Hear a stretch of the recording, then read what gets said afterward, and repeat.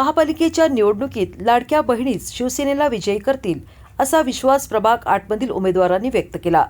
प्रभाग 8 मध्ये शिवसेनेच्या उमेदवार जिजाताई लेंगरे, नीनाताई शिंदे आणि स्वप्नील औंधकर हे धनुष्यबाण आणि विनोद सौदे हे शिट्टी या चिन्हावर निवडणूक लढवत असून सौदे शिवसेनेचे पुरस्कृत उमेदवार आहेत। भव्य अशी प्रचार फेरी शिवसेनेच्या वतीनं काढण्यात आली। या फेरीला चांगला प्रतिसाद मिळत आहे। आम्हाला विजयी करा, प्रभागाचा चेहरा मोहरा बदलू असा विश्वास यावेळी व्यक्त करण्यात आला। प्रभागाच्या संपूर्ण भागात शिवसेनेने प्रचार करून आघाडी घेतली आहे। इथल्या नागरिकांनी देखील पारदर्शीपणे विकास व्हावा अशी अपेक्षा व्यक्त केली आहे।